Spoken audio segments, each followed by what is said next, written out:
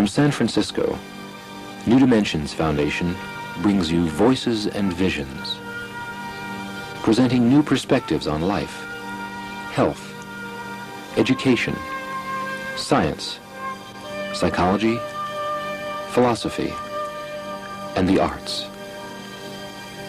through the voices of those at the leading edge of change.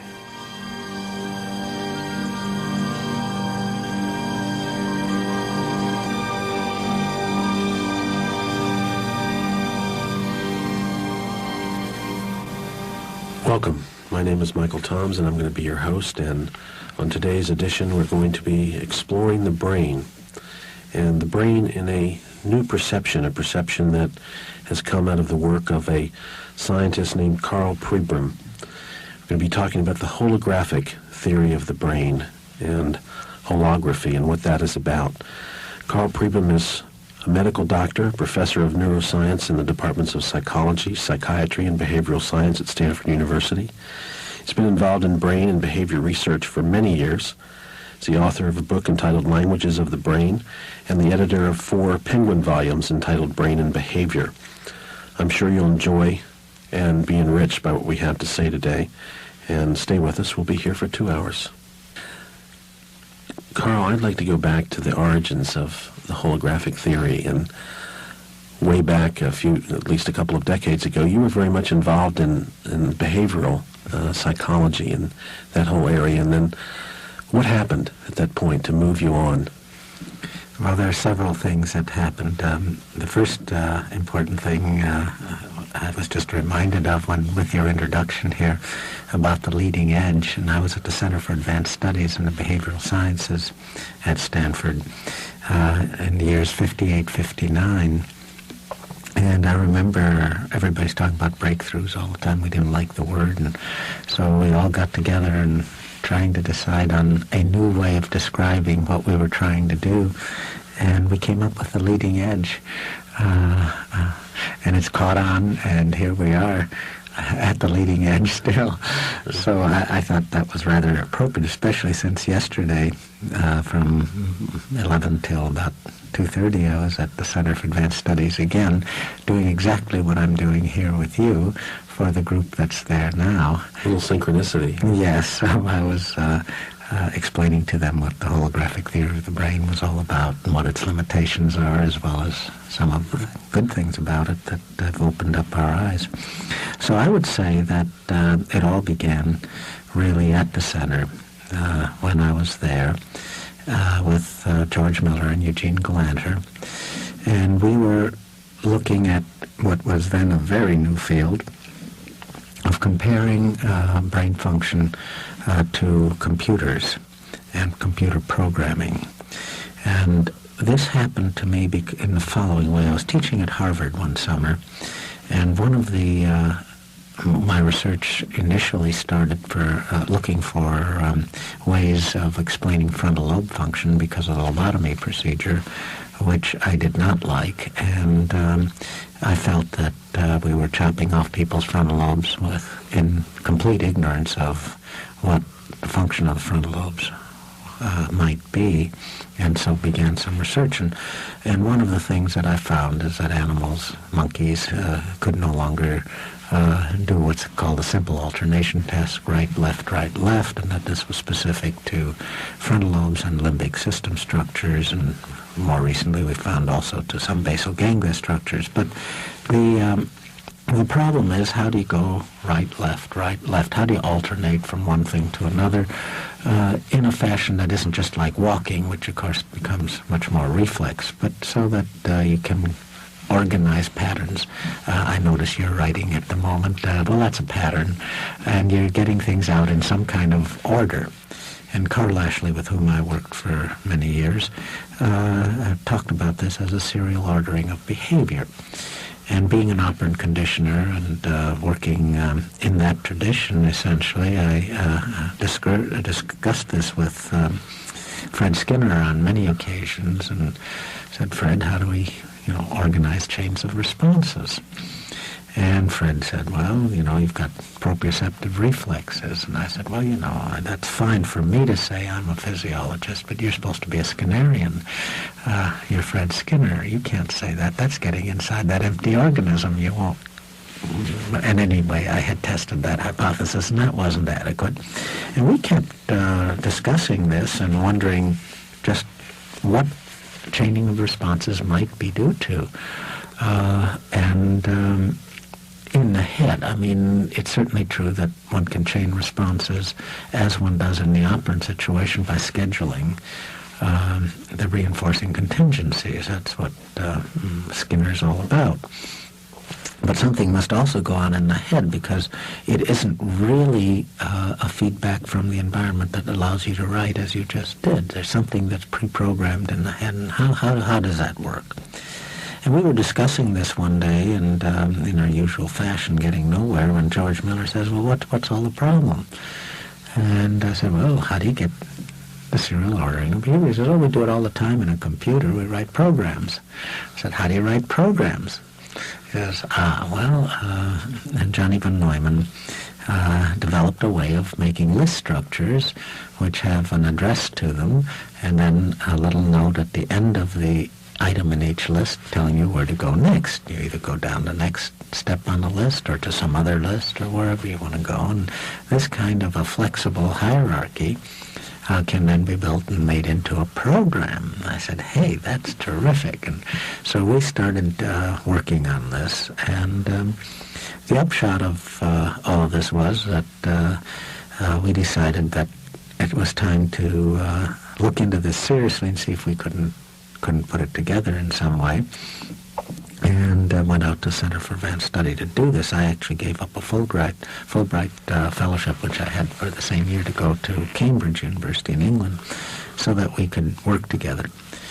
Well, as all things like that go, the work was difficult, and by about January, February, we were very discouraged, and it didn't look as though we could put anything scientific together. It looked as though it was sort of a little premature. So I said to George, well, we better write up the fact that it's premature. We've done all this work. Let's at least let everybody know.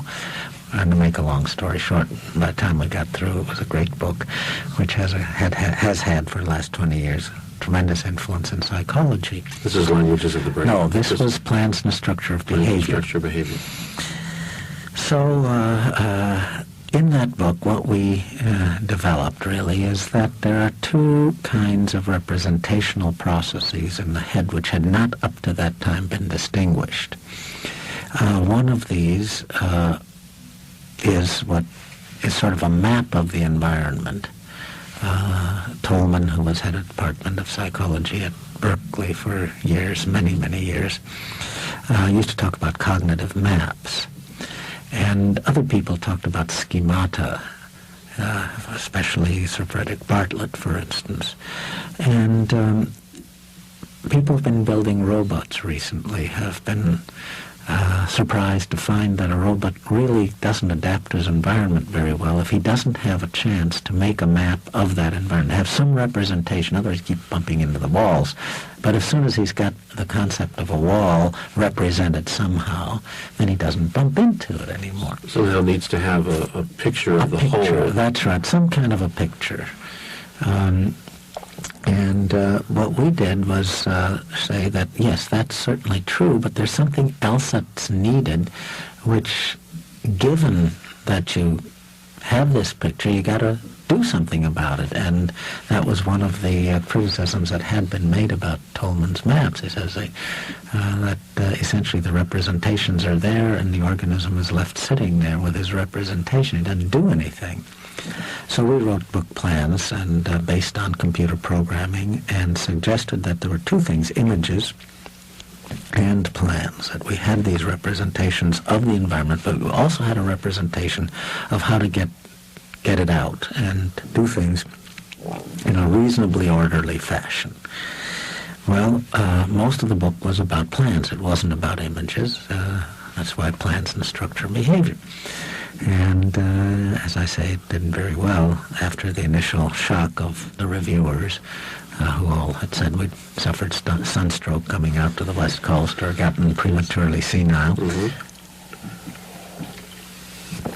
Especially George Miller and I were strict behaviorists up to that time, and in the end of the book we said, well, you know, psychology is more than just behavior. It's also, at least what most people go into psychology for, is they want to know about their own experience to some extent. So we call ourselves subjective behaviorists. We are interested not only in behavior itself, but also in the experience that people have. And then the question comes up, how do you study that? I noticed also that you used the word response as contrasted with the word reaction.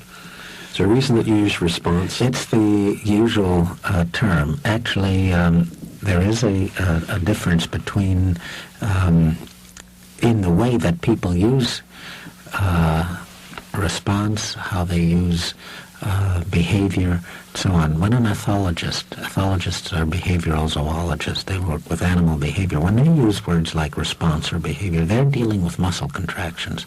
They're interested whether a wing flaps or whether a peck occurs in an animal, in a bird, and things of that kind. Very specific groups of muscles contracting in orderly fashions to make movements. So what they're talking about are movements. I did some work back at Yale some 25 years ago in which I showed that the cerebral cortex doesn't encode that sort of thing. It isn't involved with movements at all. It is involved with the outcome of those movements in the environment. And I call that an act. So a reaction would be an act, you see. And it turns out that act is also, again, Tolman's term, and most behaviorists, psychology behaviorists, rather other than animal behavior or zoology behaviorists, are really dealing with actions. Fred Skinner, for instance, when once asked, what's a response? He says, well, it's the cumulative record that I take home at night that the pigeons or the people gave forth in the laboratory. It's the thing you can take home. It's that environmental consequence of the movement. And it doesn't really matter whether pigeons pecking or using your left hand or big toe. And I exemplify this. I can't show you here, but you can try it next time you're at the beach. Just write your name with your left big toe if you're right-handed. And you'll find that it's surprisingly well. Now, that toe has never written anything, nor has the part of the brain that controls that toe ever written anything, and yet you can write with it. It's that equivalence of function where it doesn't matter which part of the body you use. The outcome is what's important. That's what is encoded in the cortex, and we showed that quite definitively back when I was at Yale. Well, this posed a problem which I didn't solve for 7 years in writing languages of the brain. I mean, it's very well and good to say, gee, you have encoded in your cortex what you're going to write, or a bird he doesn't have a cortex, but let's say wherever that is going on in his brain, encoded how to build a nest, and he can use straw, or he can use paper strips or little sticks, and he always comes out with a certain configuration, which is nest. But obviously, the brain doesn't have nests in it or the alphabet in it. What in the world is then being encoded? And it wasn't until a lot of other things happened to give me the holographic theory that made it very plausible and with considerable support that, in fact, what is encoded is a representation of a holographic nature, and we can come back to that once we've discussed the hologram a little bit. We'll come back to the movement thing. I do want to come back specifically to the holographic theory and continue to explore that. But one of the things that comes up for me, Karl, is the myth that exists in a lot of people that we hear all the time, that we're only using a very small part of our brain. We're not using our full brain potential. And one of the questions that comes up for me is, how did this brain evolve to a point where it's at that it's so far ahead of our ability to use it? And I wanted to ask you about that, how you see that. Well, what seems to have happened is that the brain of man especially has evolved to be what we might call a general-purpose computer. Now, if you have a special purpose device, such as a fly has, or an insect, various insects, they can do special tasks very, very well. very well adapted to that. But if there's something to be done to which their ecological niche is changed, or they're not adapted to it, if they're put in a different place, of course they die. With the increase in brain size in primates, and especially man, what's happened is that a lot of cortex, especially cortex, but probably other parts of the brain as well, not just probably, definitely other parts of the brain as well, have become what Penfield used to call uncommitted. And this is very much like general-purpose computers. Now, by that I don't mean that somebody, when they build a general-purpose computer, they don't just take a bunch of relays, for instance, and throw them into a basket and say, here's your general-purpose computer. You have to still very carefully wire the thing up, but you wire it in such a way that it isn't dedicated to one specific task, but that you can program it, and it becomes programmable. Now, when people say they're not using all of the brain potential, that's fine. But if they say we're not using all of our brain or just part of our brain, that's not correct. In our own laboratory, I have, in the past, attempted to do some programming. And I can write a program. In fact, I once wrote a program, and it took the computer about half an hour to do the task. That used all of that computer's memory, every bit of everything that computer had available to it was used for a half hour. Well, my programmer then looked at this program and says, what do you want to do? I told him. He said, okay. And about 3 or 4 hours later, he gave me a program. Well, that program ran the same thing in about a minute and a half. And in other words, we had 28 and a half minutes spared. And that program used that computer just as fully for a minute and a half as my program did for that minute and a half, but mine went on and on and on and on and on and on. Well, this was a shortcut that he, knew about, obviously. It was a much more efficient program. Well, I think that's the way it is with us. I think our educational system, we learn a great deal these days that perhaps in the Middle Ages, for instance, would have taken a lifetime to learn. Here in high school, because it's programmed properly and through textbooks and so on, we have encoded that. We know better and more efficient ways to go about learning and then using the material that we've learned. So I think that education essentially is devoted to better programming of material so that we are not bound by these inefficient programs. Now that's an art. And there are no prescriptions that can be made to say, well, gee, you've got to do it better. Yeah, we all know that. But when people say they're not using their potential, then what I would suggest is, find out better ways of programming. Now, and I think we now can come to the image part of this. In plans of structured behavior, one of the things that we pointed out is that every program has to have in it what we call images. That is, there has to be some input and a representation in the brain against which that input is matched so that you know whether you're doing the right thing. I mean, you may want to, for instance, take some photographs, and you know about a camera, you know how to do it, you know which button to press when, and all of this. And you come out at the end, and what you have is some kind of an image on your photographic film. And if you are interested, you look at it and you say, gee, I didn't mean to do that. It doesn't fit what I really was trying to do. It may even be a blur. Something may have gone wrong. But in any case, you know whether that photograph is right or not. If it's not right, you take the picture over again unless you're in a different place somewhere and can't, in which case you shed some tears. But you know, because you have some imaging mechanism in the brain which allows you to compare the current input with that which you set out to do. And really a plan or a program has to do with getting these two things together. The reason why we're here today is because you had some image of what you wanted to get accomplished.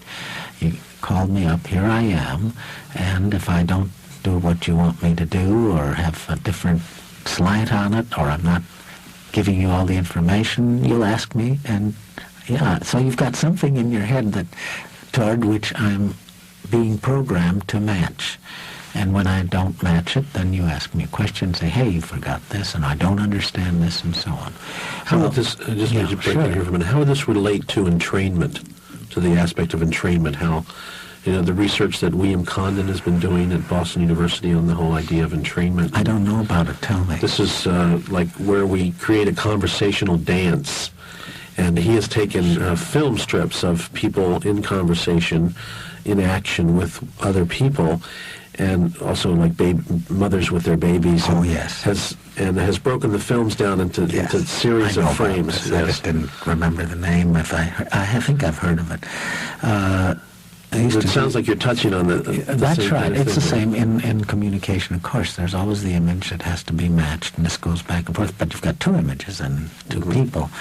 Remember what Condon stuff sounds like is the old interaction chronograph method, which was used in psychiatry, and people up at Oregon, University of Oregon Medical School used it a great deal to look at how much time was being spent in interactions, a patient and doctor, and so on and so forth. This looks like a more sophisticated, it looks at content as well as at just the time. The chronograph just looked at the time, but it's a very, very important technique. Now that you mention it, I had heard of it, but I don't know the work in detail.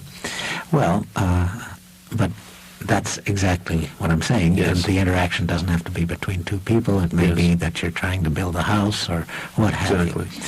So imaging becomes important, and it is really the image of not of the movement itself, but the outcome of movement that I was talking about a moment ago. If I write with my left hand or my big toe, I can immediately see that it isn't quite right. I can practice to get it up to it looking like what I do with the right hand, but it isn't enough that it's still recognizable as being writing and being what it is that I wanted to write. So there's, in that example that I gave earlier, the whole problem of imaging of the action, the image of the action.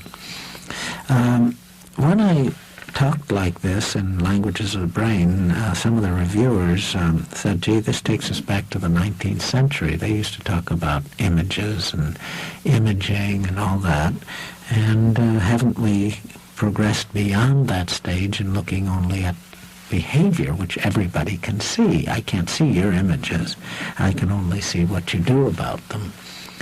And that's true, and in a sense, it is a step back to the 19th century, but with current technology, we can do a lot about it. And so we set out to take a look at what imaging is all about. And so did a lot of other people, perhaps in part spurred on by plans of structure and behavior, in part because of the success of the computer and all this. Well, there are certain problems. When an input comes in through one of the senses to the brain, it has to then become encoded in some way so that there's a representation, and that's what we've been talking about. If you hack away at a piece of the brain, either because a person's had a stroke and that knocks out a piece of brain, or a surgeon goes in there and takes out a tumor, what have you, you would expect that whatever representational process there is, and call it a memory trace if you will, that it would really be impaired tremendously, that you would remove a memory. If it's anything like making a photographic picture, like the pictures you had on the wall outside, where face, if I take a knife and gouge out part of that picture, it's gone, and the rest of the picture's there, but, the guy might have lost his head or something like that. It doesn't work that way. When lesions occur in the brain, there is never any particular memory trace that is removed. You may remove something like the way to get to retrieve, to get back out the memory. For instance, you might not be able to talk about it, but you can still write a note and say what it is that you mean. And I had a very interesting experience yesterday. Someone at the center whose wife had a stroke a few years ago, he told me, I know both of them, knew them when I was there 20 years ago, and he said, my wife was very agitated this morning. And I said, oh, that's, what was it about? And what was it? He said, well, it took me about 10-15 minutes to find out what it was that she was trying to communicate. She can't speak. She reminded me that our daughter, who's in Belgium, that this was her birthday, and she wanted to be sure that I make a long-distance call. Well, there's such a good example of what I'm talking about. Here's the memory trace right in there somewhere. The stroke has knocked out one way of accessing that and getting it out into the environment. Sort of knocked out the mechanical way of getting it out. Well, they're all mechanical. Yeah, but let's just call it a retrieval mechanism. Yes. Right, sure. And, the memory itself is mechanical in a sense, too, provided you don't take that as being, pieces of machinery in there, and I call it wetware instead of hardware or software. Programmers talked about their stuff as software, and that the computer is made of hardware, and so I use the term wetware for the brain. So it's a little... We want to be darn sure there are no laser beams or switches of the kind, mechanical switches in there. They're all neuron cells in the brain. Well, Lashley, as I say, with whom I worked, in 1950 wrote a paper called In Search of the Engram and made this very famous but absolutely quotable quote, which he said, I've been looking for the engram all my life, and on the basis of my research I can come to only one conclusion, that is, learning is just not possible. He then went on to say, and that's usually confirmed in the classroom, but still some of us think that maybe we ought to pay attention to the problem of learning. So that's been the issue. That's been the problem in psychology and the neurosciences for really almost a century, or maybe even more, of not being able to get any hold on what possible way could the brain be organized so that the memories we have these representations, and yet you make holes and nothing happens. And really, this is very closely related to the problem of imaging, because if I image you, there must be some representation in my head, because I can close my eyes and I still image you, and I can probably do it tomorrow to some extent. And yet, if I make a hole in the head, I can still image you, you see. So something goes on in the brain that is very peculiar. It spreads the information that is received through the senses in some way, distributes it in some way, so that it's resistant to injury. I'm thinking of mystics, ancient mystics, in the process of visualization. Sure. Of visualizing images. Visualizing images. As a means of manifesting them in the real world. Right. Well, that gets very close to what happened in the early 60s. What happened was, puzzled by all this, I began, since I have to teach physiological psychology at Stanford, to puzzle about the whole problem of how, what kind of representations of images there might be in the brain. And really only three suggestions had ever been made, three classes of suggestions. One was that the nerve impulses generate some kind of a DC potential, a direct current potential, which is a consistent, constant kind of current, or potential for that current in the cortex. And that was tested by Lashley, put gold foil on the cortex, and Roger Sperry cross-hatched cortex, put mica strips in, and I put aluminum hydroxide cream in, which caused epilepsy. Locally, this was all done in animals, of course, and we showed in all three experiments that really the imaging properties were not disturbed in any major sense whatsoever. And my experiments not only showed that, but showed that the electrical disturbances were there, even though the behavior of discrimination behavior was intact. I did show, just to show that something was going on, that learning rate, in fact, was decreased 5-fold. So these lesions made a difference, but they made a difference to learning, not to perception, not to imaging per se. So that was interesting, and disproved that theory, I think, fairly, without much question. So, but in the late 1950s, what happened is that Hubel and Wiesel, who were then at Johns Hopkins University and later at Harvard, discovered that in the visual system, the input from the retina is organized first in spots, which was known from Kuffler and people with whom Hubel and Wiesel were working. But by the time you get to the cortex, these spots seem to be put together through convergence of pathways from these spot-like receptive fields, as they're called, into lines. And they suggested that the cortex was therefore filled with line detectors. And of course, if you've got spots making up a line, you can have lines. And the other thing they showed was that these line-sensitive cells were really were also sensitive to lines at certain orientations, and all orientations were represented. So, if you've got lines, you can certainly make circles out of lines. You can make faces, stick figures, whatever. And the general idea got going very quickly that all of perception is due to this type of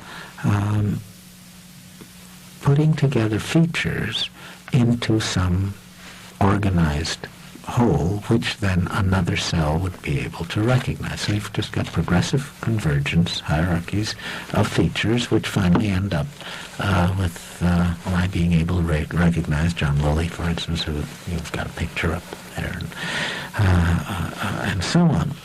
Well, this got to be what's called the neurophysiological dogma, and all psychology textbooks seized on it as being it. But there's some problems with that view also.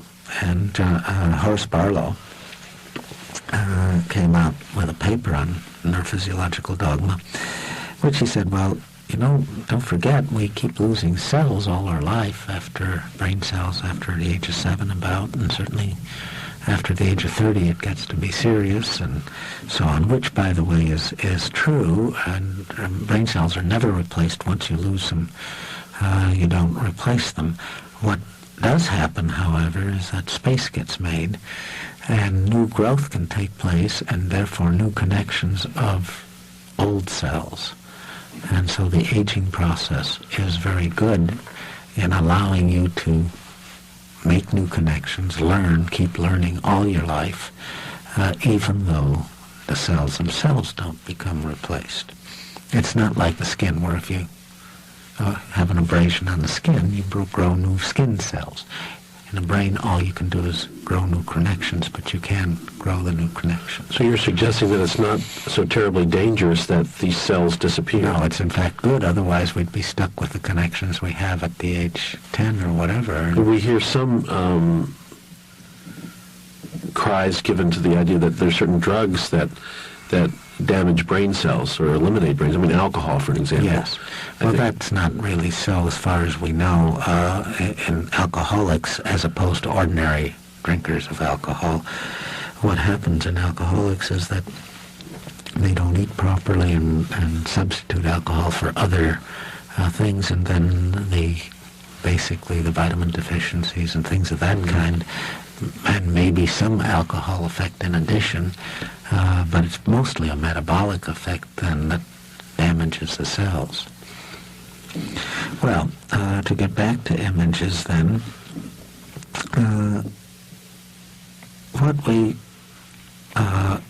what happened was that I didn't like this idea of a feature, of putting things together by features, mainly because, as Barlow said, there's then this pontifical cell, it drops out, you should lose the memory of your grandmother or whatever it was, this doesn't happen, therefore something else. So he suggested it's a bunch of cardinal cells that gets together.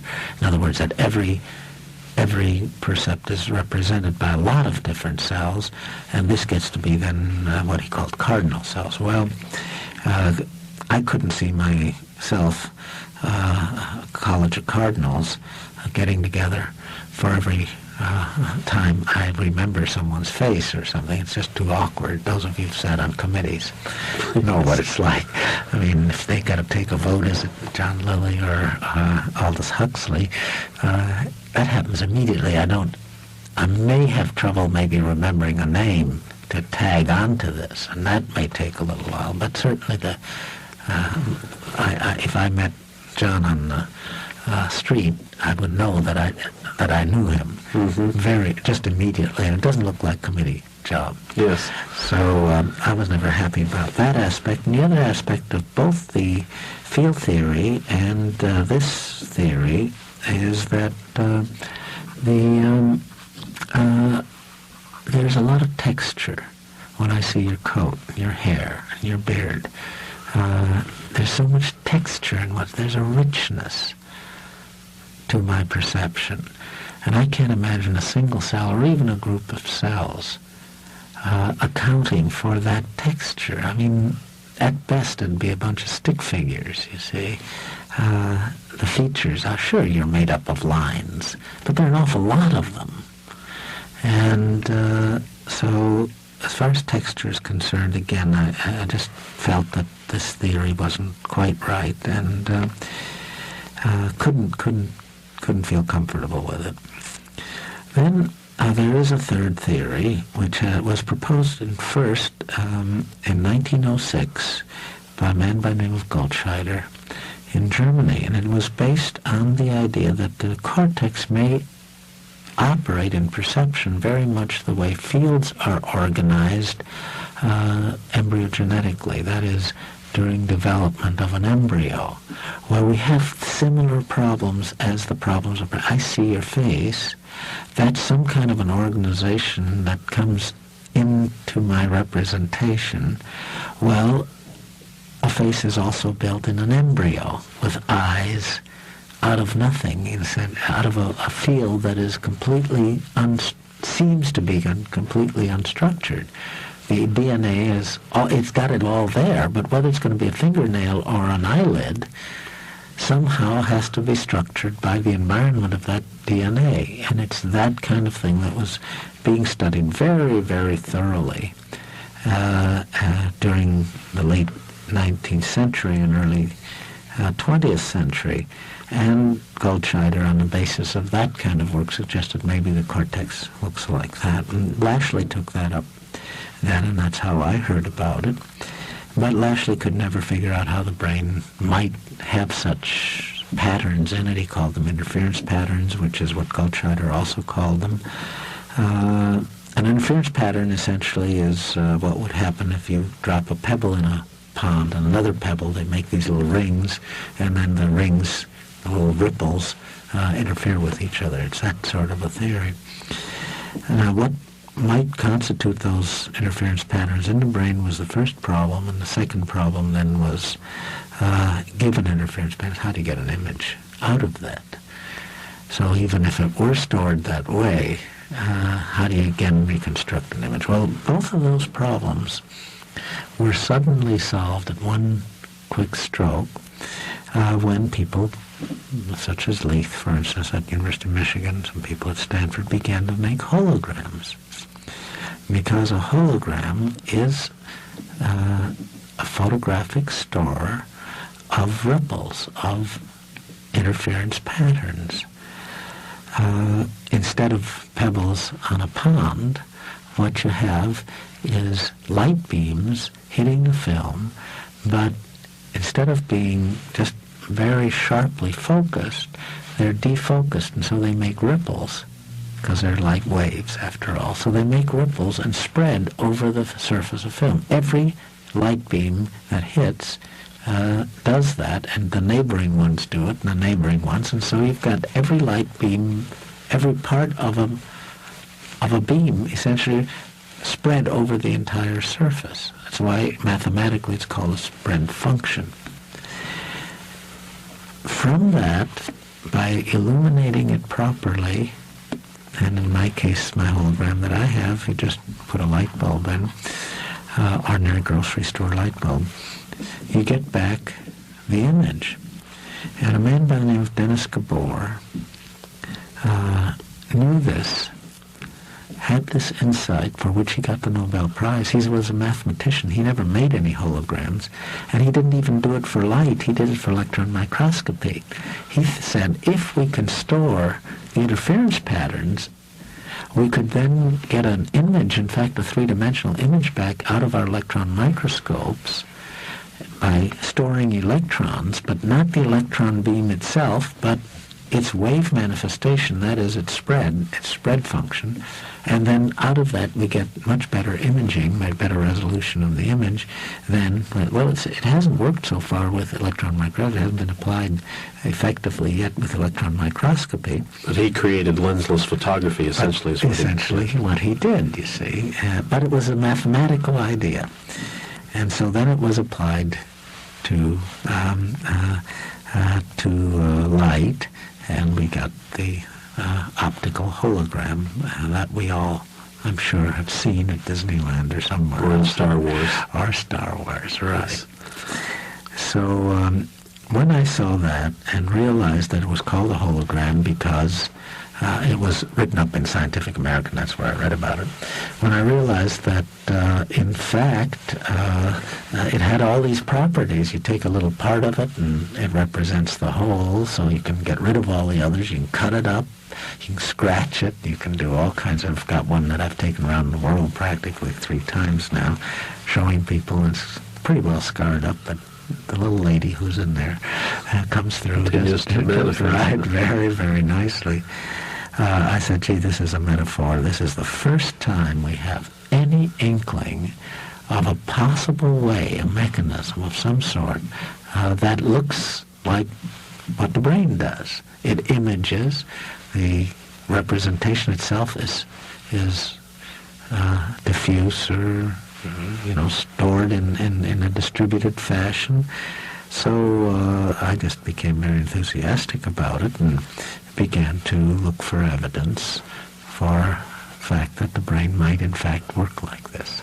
There's so many questions coming up for me as you, it's fascinating as you talk. I'm just thinking about it was occurring to me, genetic memory was occurring to me, that somehow it's always intuitive to me, it's always seemed like somehow, somewhere deep down inside myself, there's some kind of memory that goes beyond my own life experience. And I was just thinking about that as you were talking about the DNA and the code, the encoding that occurs, and just all of that. In your own research, in your own work, what have you found in that area? Well, that isn't my area of research, so I have very little to say about it except the obvious. But the connection is... well, the obvious thing is that you are what your genes made you in the first place, and certainly in large part, although then the programming comes in. To get back to your question, the DNA must encode genetic memory. I mean, that's why we're human and not apes. This is why some of us are males and others are females and all of this. And that's a very large part of the given. But at the same time, remember what we said about general-purpose computers. We're also much more general-purpose machines, if you want to use the word machine, and I don't mean by that, again, I want to be very careful that we don't misunderstand, but we're general-purpose organisms, and that is what differentiates us from other animals. We're much more general. We can live in the cold north. I was swimming here on Saturday afternoon one afternoon, and then took off that night for Leningrad, and I got there in a snowstorm and it was minus 8 degrees. Well, what other species has that range of adaptability? Sure, I was in an airplane and I had a fur coat, not a fur coat, a top coat with me. I wished I'd had a fur coat. They were all wearing fur hats. You know, there were all kinds of things that we've adapted, but we are very adaptable animals. And this, of course, is part of our genetic heritage. But the way we adapt is not by growing fur, except some of us do it on our faces, but we put on fur hats, we make things, we can't fly, we don't adapt our arms for flying purposes, we make flying machines which carry us from here to there. And it's that aspect of humanity which, of course, makes the culture so very important also. But there is a genetic memory as well as the cultural memory. And then there's that which we carry in our heads during our lifetime, which helps to bring the cultural memory and the genetic memory together. But going back to the lensless photography and the idea of pulling within every part of the whole, there is the whole. And so your theory suggests that within every part of the brain lies the whole of the brain. That's right. Well, the whole of our experience. Yes. Now this, we're being very loose about what's a part and how big, and I have to be loose. Holographers never let you know just how small a piece of a hologram they can. Depends on how complex the picture and what the resolution of the medium is in which the hologram's made and all that. So, but a hologram has one. Aside from the obvious things that we've been talking about, it has one other asset that you can store a tremendous amount of memory in it. And last night, my neighbor came over for dinner, and he has a company which is working with distributed memories, and that is to be the next generation of computers will deal with distributed memories and working. And the reason we know each other is because he saw the article in Psychology Today, and I said, gee, this is terrific. And then I was walking down the hall, same apartment that he lives, and he says, that's you. And I said, yeah. And so we got together, and it just shows that this is a very active field. It also shows one other thing, and that is that the optical hologram, lensless photography, as you call it, which is correct, is not really the only way to think about holograms. And in fact, it was great to have that kind of a gadget, but it is not the hologram. The hologram was a mathematical invention, and in fact in 1967 we already made holograms with computers in our own laboratory and looking at certain aspects. For instance, we got rid of the coherence requirement, which was what laser beams are all about, and we showed that you don't need laser beams to make holograms. And Leith, the originator of the optical hologram, wrote an article in 77 August issue of Scientific American, which ends up saying we don't need laser beams to make holograms. We never did, but we didn't know it. Well, my answer to that was some of us did. And but I want to be darn sure that people don't think we've got laser beams in our heads or even computers in our heads. I mean, the wetware, as John Lilly once called the biocomputer, has certain aspects that correspond to the way computers work, like list programming and so on. It also has aspects of the mathematical equations that were the invention of holography. And what has happened in the last 10 years, more and more, we found that the cerebral cortex has, in fact, in its cells that encode in this domain called the frequency domain, which is what lensless photography is all about. In the hologram, what you have is an encoding of these ripples, of the waveforms. And the evidence is now, to my mind, overwhelming. Some of my colleagues are still underwhelmed, but I think they'll come around gradually because the evidence is coming in. Every year there is better and better evidence. The most recent and I think the most striking and best evidence is by Russ Develoy at Berkeley, who's tested the hypothesis of feature detection of lines versus the encoding of a frequency, which is necessary for called a spatial frequency, and come up with what looks pretty definitive evidence that it's the frequency encoding. A brilliant set of experiments that he accomplished, and with single cells in the visual system.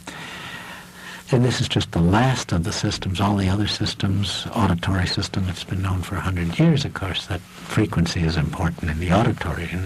And Becker, she showed that it's equally important for the somatosensory. It's interesting. I'm just thinking of in the beginning was the word, and light comes out of sound. Well, in the beginning was the word for speech, but before that there was light, you see.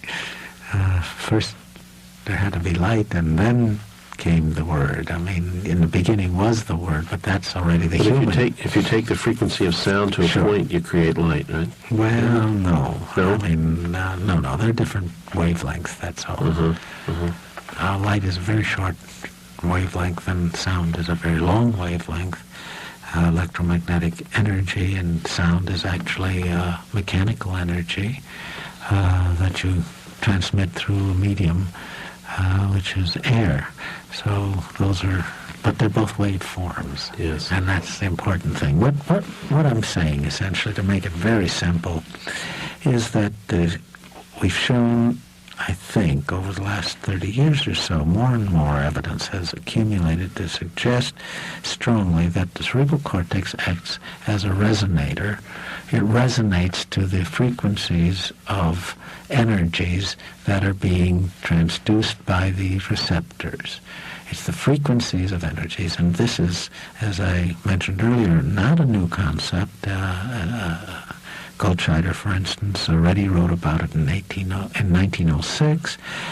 Sigmund Freud already, in a model that I've written a book about, in fact, had in his model this very statement that the cortex is sensitive to frequencies. He called them periodicities of energies, but periodicity is the inverse of the frequency, and so on.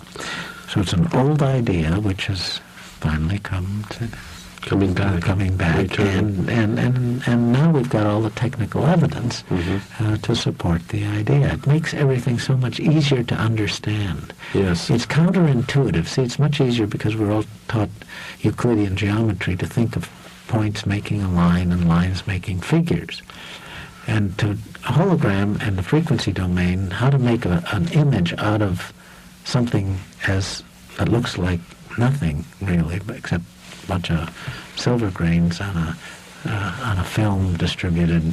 It's counterintuitive that you could get an image out of this, and that's why you have to have the right transformations. Carl, one of the things that has been getting a lot of attention in the last few years, particularly, is the split brain research that's been going on, and just about everybody now is talking about, well, there are two sides of the brain, two hemispheres. One is the left, one's the right, one's non-rational, one's intuitive. Is this not an oversimplification of what the brain's about? It certainly is. Scientists, especially brain scientists, also go through fads for some reason or other, and very much the way fashions change. And a few years ago, everything was in a reticular formation, and now everything is in the right hemisphere. And a lot of it is absurd. So there's obviously a difference between left and right hemispheres.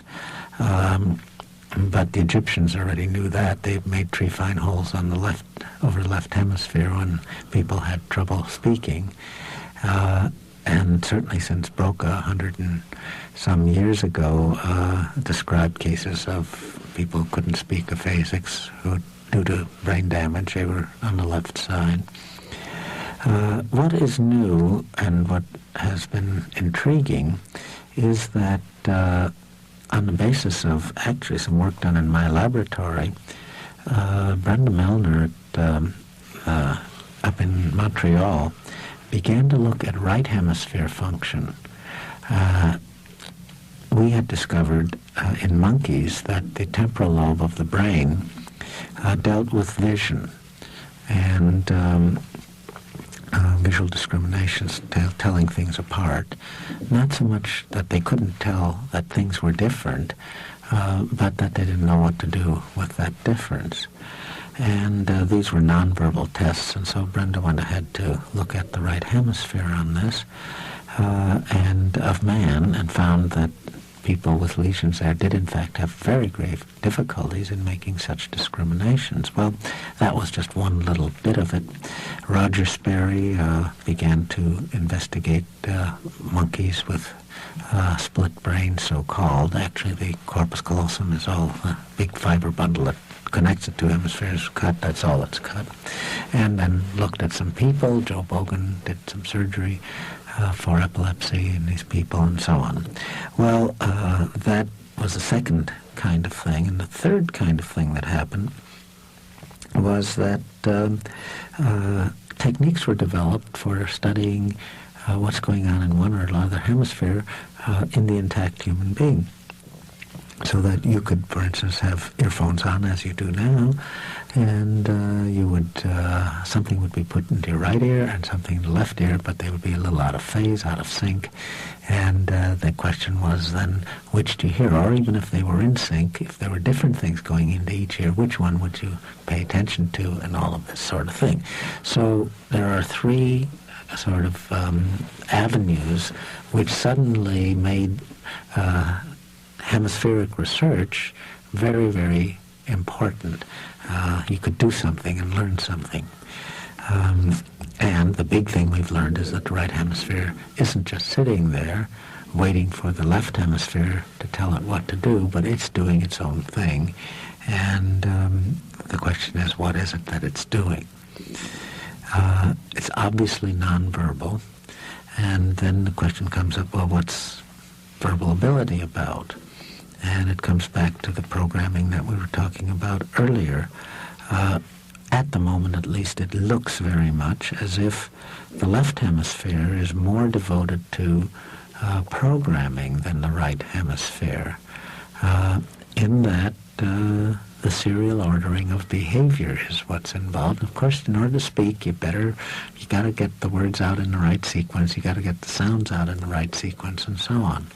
And it's this sequencing ability, and we don't understand it fully, because in the research I've done and other people, it isn't so much that the ordering is important, but the speed in which you get a transition from one element of the order to the next. That seems to be the critical thing that the left hemisphere does so much better than the right hemisphere. Meanwhile, the right hemisphere deals much more with simultaneity, seeing things all at once, hearing things all at once. That beautiful music we just heard is made up not so much of sequences as of harmony, although the harmonies shade one into the next. And I'm sure certainly my experience of that was right hemisphere type of experience. Left hemisphere would be involved in creating that music, especially as you mentioned to me during the intermission, that this was done in part by computer. It was Yes. Computer sound. Well, the guy who did this, the composer, was certainly using his left hemisphere, as all conductors do. And in fact, as the research has shown, anybody who is sophisticated about music uses their left hemisphere a good deal in appreciating, but what they're doing is picking out, that instrument, hey, he's a little flat, or he's a little slow on this, and they're constantly monitoring in a very highly rational sense, what's going on, and not just listening to it as we did. This music that was played just a little while ago. That music I just mentioned for our listeners was Tomita's Song of Venus, is what it's called. Fine. So that's what the right hemisphere. Now, that the hologram, therefore, comes in the following way, that the right hemisphere seems to be more parallel processing, doesn't seem to deal so much with the serial ordering of behavior, but more of the representation of things imaging, in other words. And that, therefore, suggests that the right hemisphere, that whatever processing is going on is somewhat closer to the holographic way of doing things than the left hemisphere. Now, that's according to our current knowledge. But there is the other the problem is how much of talking, such as we're doing now, I'm doing most of it, but how much of speech is holographically related? In other words, what is the mechanism of speech at its very deepest level? It must get back to some semantic store, and that store, I'm convinced, is holographic. But is there an intervening imaging stage, or does the speech mechanism directly address the holographic store? If it does, how is that done? And we don't know that, and it's one of the research areas that I'm very deeply interested in. Since I've been working mostly with monkeys up to now, I haven't really much evidence on what goes on in man and the way he talks.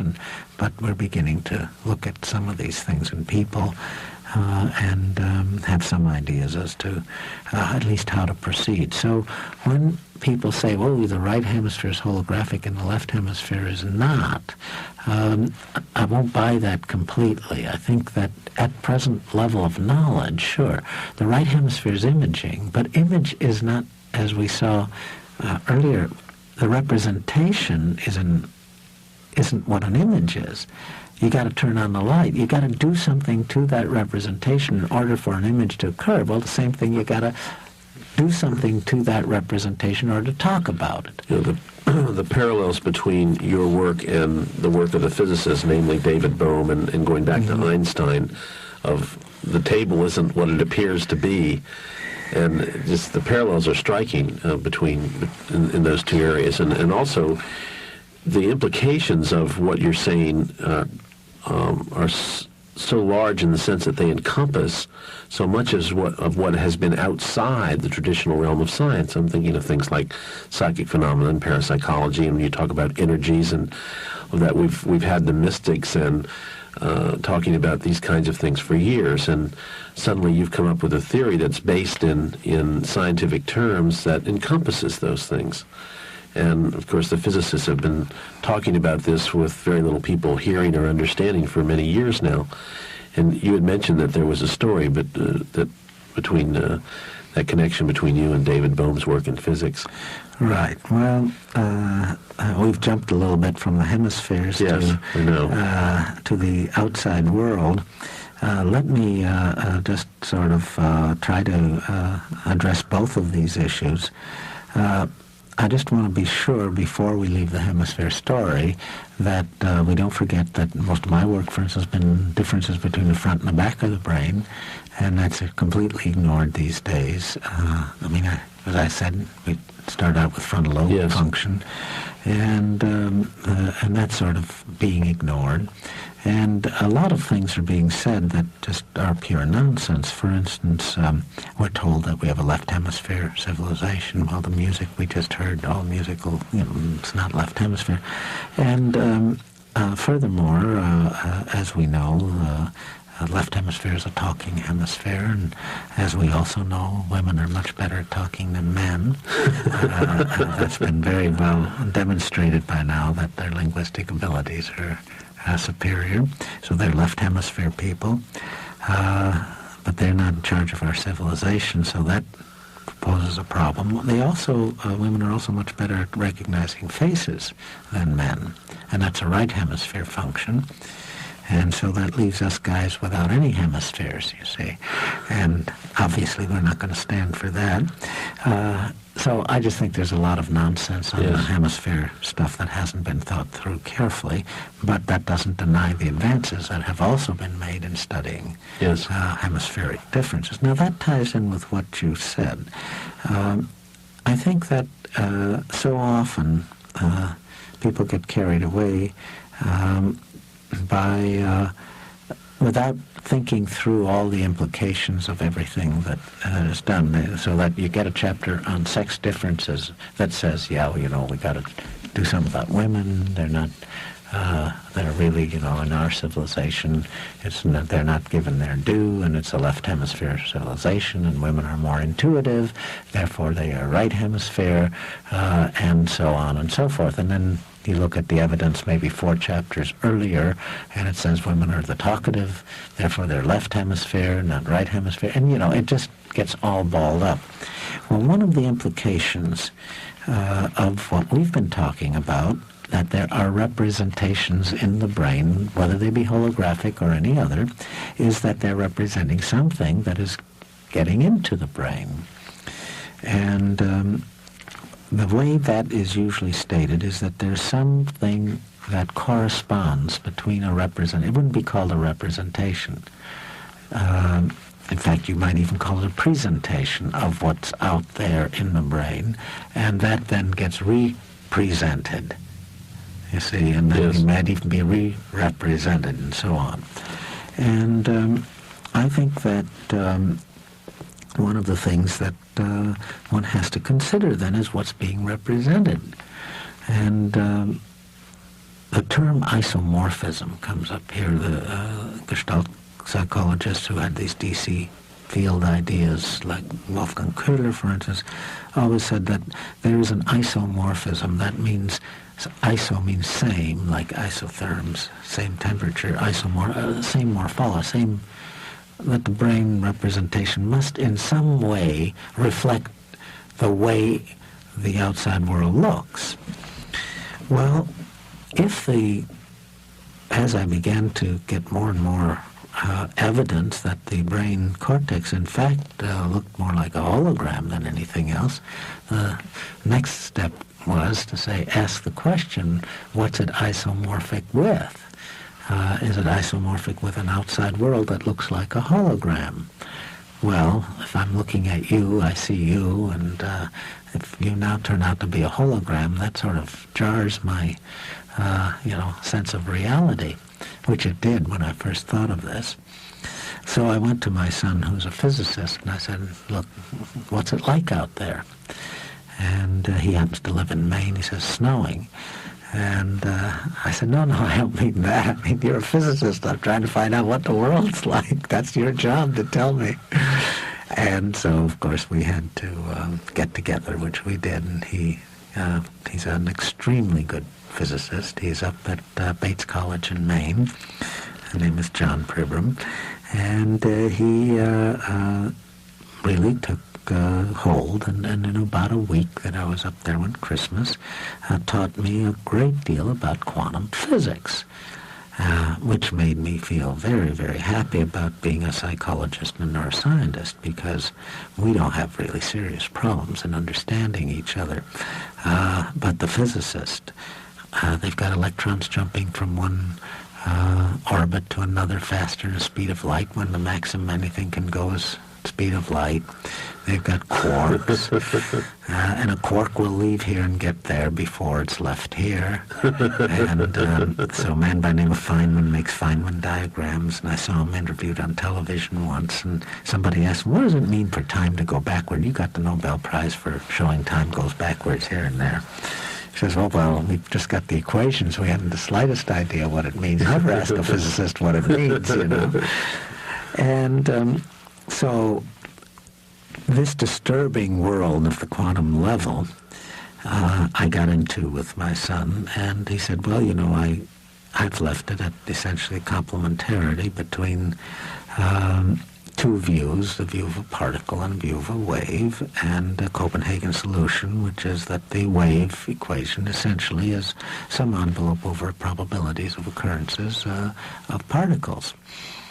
But that is an unsatisfactory solution. It doesn't account for all these other things. It was sort of like we were in the brain, you see.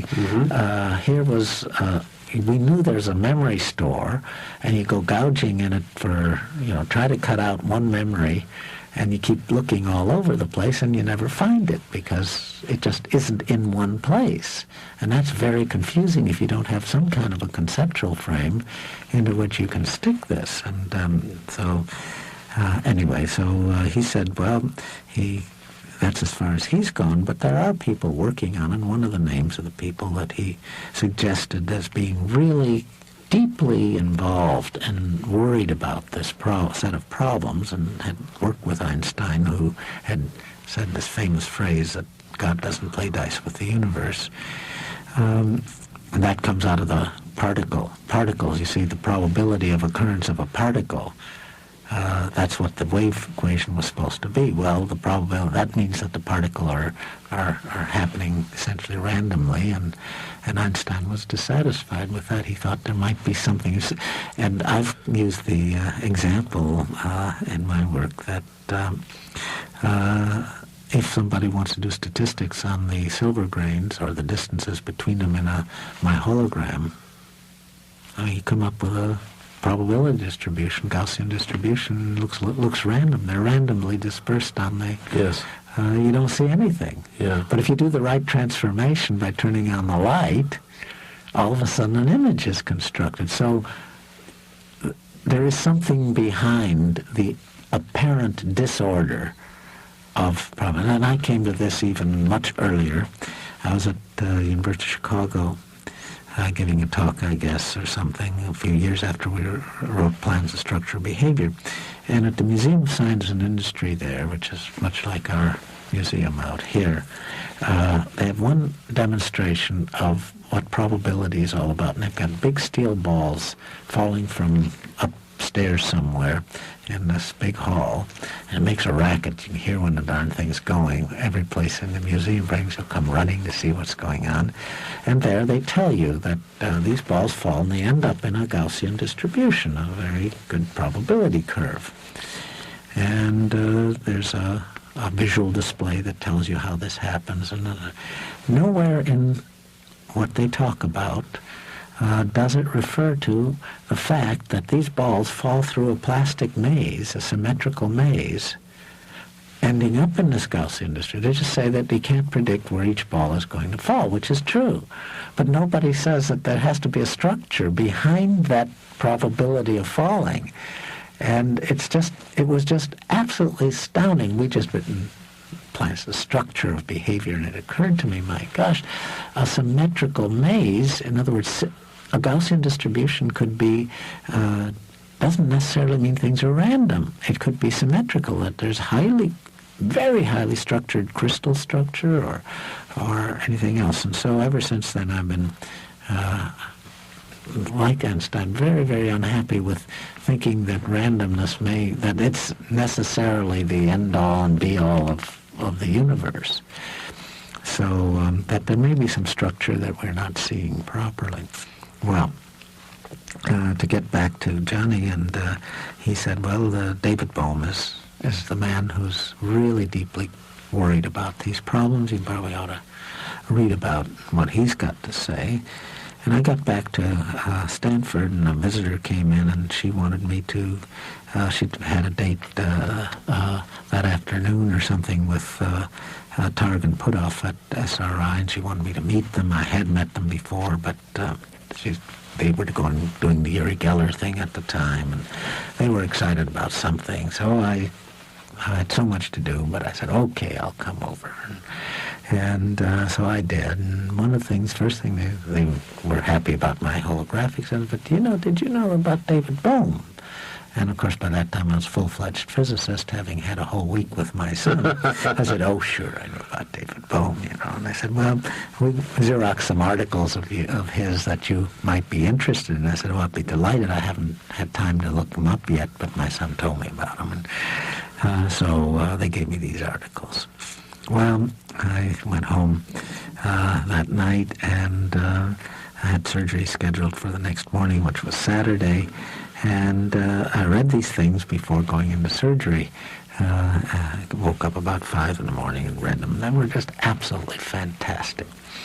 Well, I'll finish my David Bohm story first and I'll tell you what was in it. And I was so enthusiastic about this. While I was doing surgery, I was telling everybody around what David had written. And my secretary had never seen any surgery done, so being Saturday, she was able to be there and was there. And when I was talking, she says, this is David Bohm that invited you to a meeting next fall. And she went down and found out it was the same David Bohm. So within a week, you see, from 3 sources, my 3 David Bohms came together, and it was a nice case of synchronicity. And it was sort of fun. And so I got to know David. In fact, I was in Europe even before the fall meeting and went to visit him at the University of London. We've gotten along beautifully ever since. What David said essentially in these articles, he's a theoretical physicist who's written several books on, textbooks of quantum physics, and he's written a book on special theory of relativity and on probability and so on. What he said in these 2 articles in theoretical physics was that our conceptual system at the quantum level has been very unsatisfactory. And he thinks that it might be because ever since Galileo, our conceptualizations have come from lenses, telescopes and microscopes. In fact, both telescopes might have objectives in them. Now, what do telescopes, and what do they do? What do lenses do? They focus, and they make objects where there is no object before, maybe. But whatever they do, they certainly focus and give us particles, give us a particular view of the universe. And he felt that if we looked, instead of looking through lenses, we looked through gratings, for instance, we'd see holograms. And maybe that is where we've been conceptually blind, that we've always constructed our conceptual systems through lenses. And so he came out with the general notion of 2 kinds of orders in the universe. One that we see through lenses, which he calls the explicate, because it's explicit, it's exactly what I see, it's the kind of thing that we ordinarily experience, because we experience them through our eyes and lenses, and our cochleas and our ears are lens-like, and so is the skin a lens-like structure. It always tends to focus everything. On the other hand, there may be an order of the universe which is holographic-like, and he calls that the implicate order. It's a waveform order. It doesn't have sharpness to it. It doesn't make little particles. There are, of course, nodes in these waves. And so, well, that just, that was just terrific for me. Here was the universe isomorphic with the brain. Now, I want to make it very clear that this doesn't mean that our ordinary reality is unreal any more than the fact that I'm sitting here in your studio and it's got a flat floor. And when I go out on the street, it's flat. The earth is flat. I know, I perceive it as flat. I know it's flat. On the other hand, I've been taught, and everybody has since Copernicus, that really the world's round. Now, when that was first stated, people began to hang on because they're afraid they're going to slip off. But by now we know that this is not, that's silly. I mean, it's flat to all appearances, but it's round if we got up high enough as the astronauts did or something of that kind, or even in an airplane we can see some roundness to the world. So we know it's both flat and round. The world of appearances is flat, and we're comfortable with that, and the world looking at it at a somewhat greater distance is round, and we don't have any trouble with that.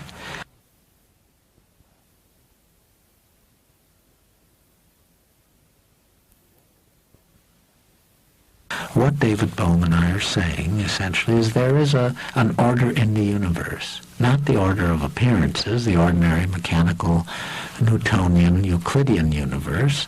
But if you go delving deeper, that is, into smaller particles, inside the table here, there are atoms, and first molecules and atoms, and inside the atoms there are electrons and protons and quarks and all of these things. At that level of the universe, that there is a representation that our representation of it ought to take into consideration holographic principles. That's really what he's saying, the implicate order. Now, to finish up with all of this, it comes around to what you were talking about earlier. Suddenly, I find out, now that I know there's a hologram in the head, as it were, and there's a holographic implicate order out there, and these two should match, because after all, the brain's part of the universe. Why not? Everything makes good sense. But then when we begin to look at the kind of descriptions that this implicate order has, it turns out that it matches the descriptions of the mystics. Every part, you are made in the image of God. You see, that kind of statement. Well, what does that mean? It means we represent God in a certain way, and that's a holographic-like statement in a sense, because the guy who invented the mathematics that Gabor used to make holograms was Leibniz, and he talked about monads and said these are windowless structures that where every part is represents the whole. And I mean, he had the whole view since he'd invented this mathematics, which Newton also had invented. And but he saw through the mathematics, using, as it were, the spectacles of his mathematics, he saw a hologram. Yes. And the big monad was God. What's interesting is the influence that David Bohm has spent much time with Krishnamurti, J. Right, Krishnamurti. Sure. And the next question I'd like to ask you is, and come back with, is there an influence like that in your own life? No, there isn't. Not at all. I was raised as a Catholic, and became skeptical very early and kept fighting with the Jesuits and the nuns that were. And we share that experience. Okay, good. So I've always been pretty skeptical and continue to be. And what I'm trying to, my pitch here is a little different from David Bohm's. It's sort of what Fritjof Capra has done with the Tao of physics, where he has simply stated, here is what physics is coming up with as descriptors of the implicate order. Here's what mystics have said. And there are several things we can do. Let's look at it. Yeah, let's look at it. As a psychologist, one of the things I could do is what my behaviorist friends say. They either say, well, that may be all right what they're doing, or even imaging, or even, the subjective aspects of experiencing.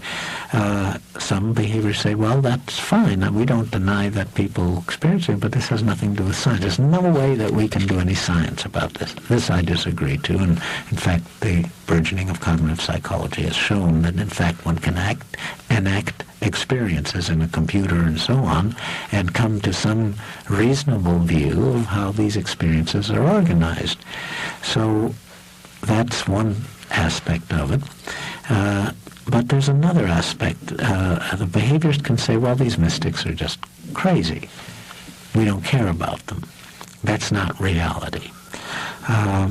I'm also been hanging around with psychiatrists a great deal, because I'm in the Department of Psychiatry and so on. Can you imagine a psychiatrist sitting there and a patient coming into him, and the patient says, gee, I don't think my husband loves me. So he says, well, you're crazy. He really does. I mean, what word you get? Yes. I mean, the experiences are also real. Well, now apply this to a mystic.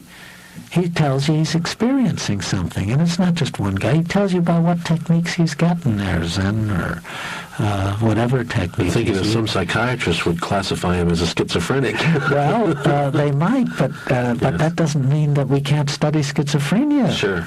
You see, that's not a scientific problem. So I'm saying, what is it that these people are experiencing? And since the descriptions of the implicate order, the holographic order, are the same as these mystics describe, maybe they've got a way into getting rid of all the other programs that we have and experiencing this order much more directly. That's a possibility. I'm not saying it is. I haven't had any of these experiences. I don't know what the hell they're talking about in that direct sense. But why should we say this isn't part of what scientists ought to be all about?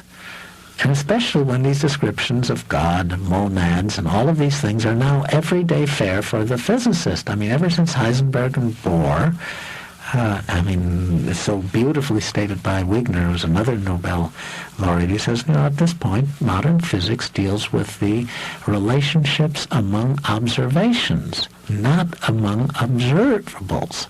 And I said, well, you mean you're studying psychology? And he said, yes, there's no longer a distinction between psychology and physics at that level. And in fact, David Bohm, in his book on the special theory of relativity, has a chapter, the last chapter, an appendix, is on perception, in which he quotes Jimmy Gibson and other people in psychology as what perceptions are. You can't study physics without knowing what the perceiver... And of course, mathematics is, of course, a psychological process. So at that level, all of a sudden, physics and psychology, it's very hard to know where the boundaries are between them.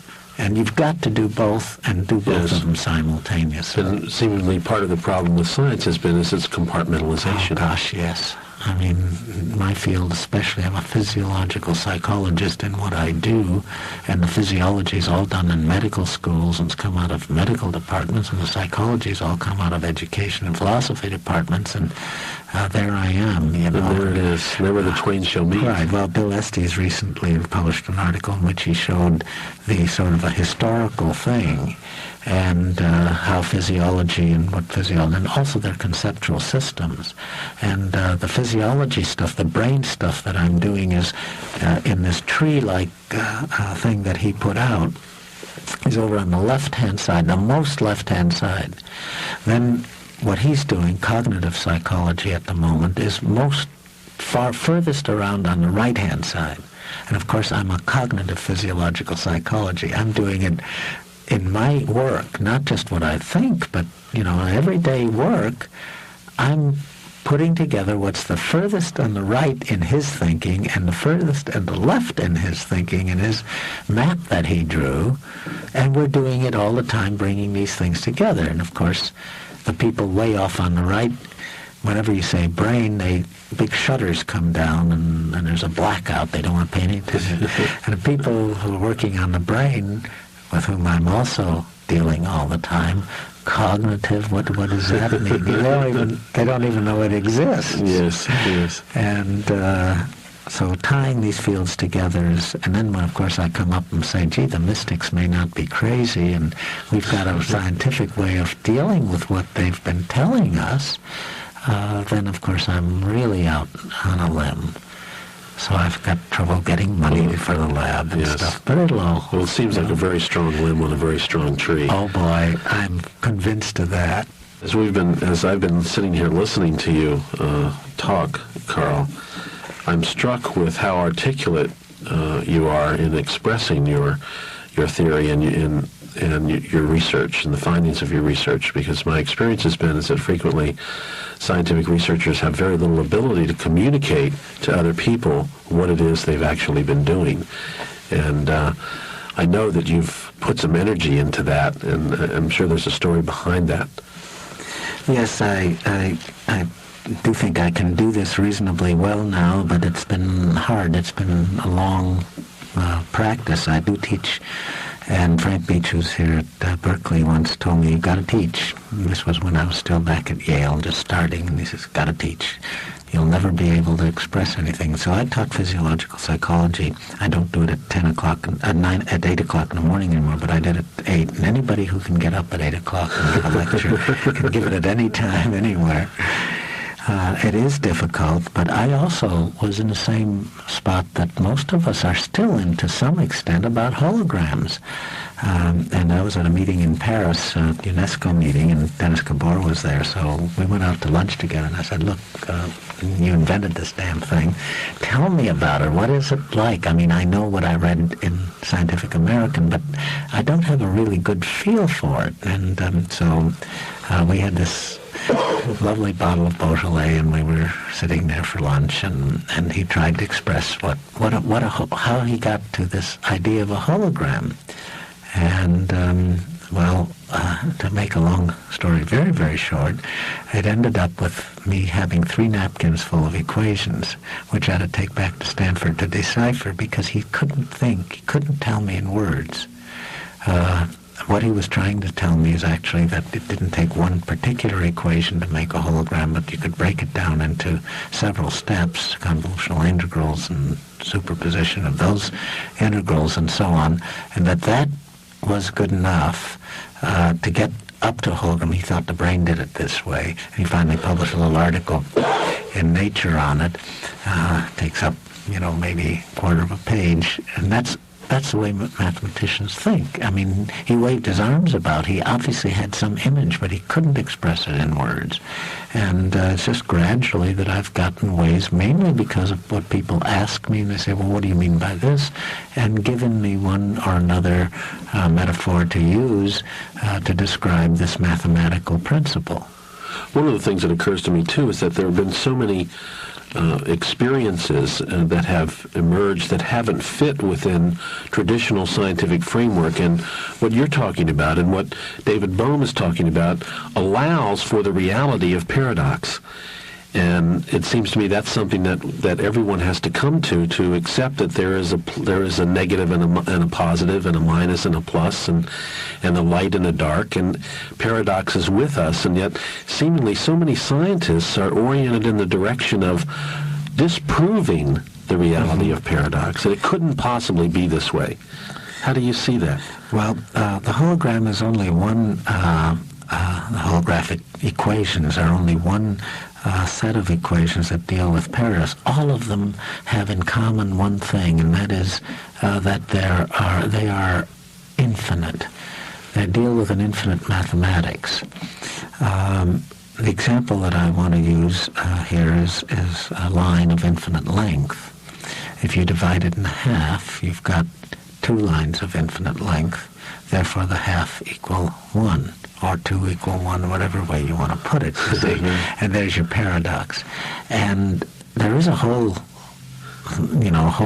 set of mathematics that's been built about such infinities, and zero is another one. That's why until quite late in history, zero was not used in mathematics, because it leads to all kinds of, you've got to have very special rules for zero, for nothing. And nothing is not nothing, as you know, because our budget, as you know, is deficient by nothing. Lots of nothings, 0, 0, 0, going up to billions. Yes. If they were really nothing, nothing simply means no thing. And the zero originally was meant to stand for no thing, but that doesn't mean it's empty. Well, these are some. So you go back to the Zen Buddhists. Exactly, and you fill the universe with no thing, but you still have it filled with energy or what have you, yes, and so on. And these. So the hologram really is one manifestation of this whole problem of dealing scientifically with the infinite, and as you pointed out, that immediately gets you into paradoxical logic. And who was it?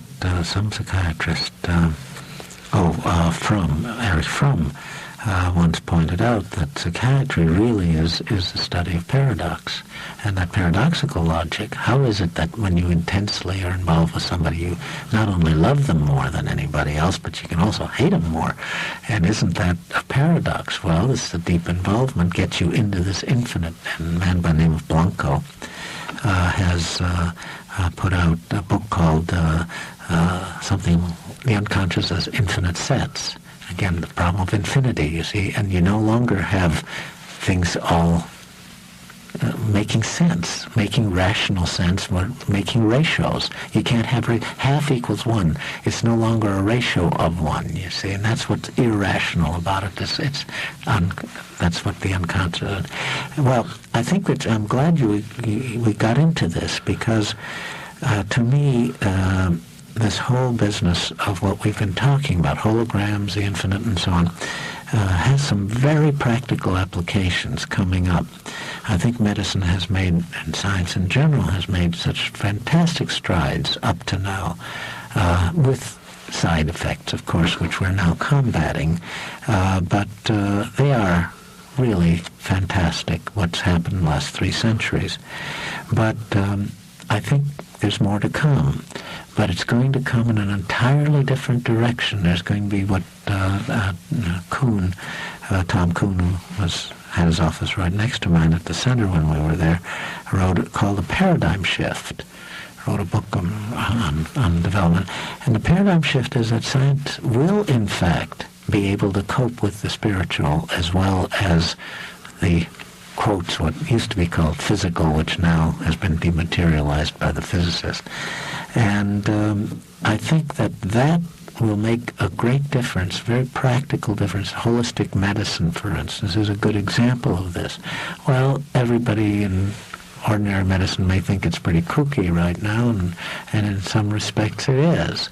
But the idea that there are spiritual values that might act as controls on our disease process, starting with work like stress and the concept of stress that Selye has been pushing. I mean, there's a holistic concept, and it's been with us for years, and Selye did, and many other people did a lot of very careful research in this area, showing that it doesn't make any difference whether it's psychological stress because your mother-in-law is beating on you, or whether it's a bug that's beating on you. You react with adrenal corticosteroids and so on in very much the same way. It's a holistic approach to it's the reaction that counts, and if it's overreaction, then it's a disease, and so on and so forth. So we're going to come into a period where the new advances are in part at least going to come from this paradigm shift. We're going to tackle problems that up to now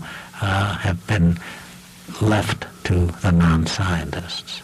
Yeah, I think of something that Bucky Fuller often says, that as we develop the ability to solve problems, our problems merely get larger. That's right. More holistic, maybe. More holistic, That's yes. right. And isn't that great, though? That, I mean, this level of sophistication, I mean, we've been talking here fairly much on a general basis, but yesterday at the center, or when I'm talking to people who are even more in the field, we're talking mathematical sophistication that 30 years ago, I mean, when Lashley and I were talking, I mean, we couldn't even conceive that the field would progress to this level of sophistication. When I talk about infinite, I'm not talking about some vague thing. I'm talking about Fourier analysis, which is used in every computer doing a fast Fourier transform. The whole thing of tomography, where you reconstruct organs from X-rays being beamed in at different angles. Well, all of that is put into the holographic domain, into the frequency domain by the computer through a fast Fourier transform, and all of the computations are done so much more easily in that. Cross correlations are almost infinitely fast in that domain. So the computing power is up. So we can be very, very precise now in dealing with this at the same time as we see its implication for things like mystical experience and psychiatric illness, or if you want to even call it that anymore, not being whole. How fast do you think it's going to turn around? Oh, I have no idea. That's the one thing I don't know. It depends entirely on the climate. If anybody told me in the 1960s we'd go as fast and as far as we did, and then now there's a period of backlash at the moment still. We're coming out of it, I think, but certainly during the Nixon period it was a real backlash. And of course all segments of society don't go along at the same speed either, or backlash enough. And so you've got all of this going all the time. But I'm looking forward to the 1980s and 90s as being pretty exciting again, and hopefully so. And if that comes to pass, then of course it may, by the turn of the millennium, we'll be in a new age. Of Karl, it's been very exciting talking with you, and I sense that this is part one of a continual series, because there's so much more that I want to explore with you and we don't have time for. Perhaps we can come back again and continue. I'd be delighted to. Great. I've been talking with Dr. Karl Pribram, neuroscientist from Stanford University. Karl, again, thank you for being with us. You're very welcome. It's been a pleasure being here, and you certainly asked beautiful questions, and I'm just very pleased to have been able to be here. Thank you. My name is Michael Toms, and on behalf of the entire New Dimensions radio family, I'm wishing you well.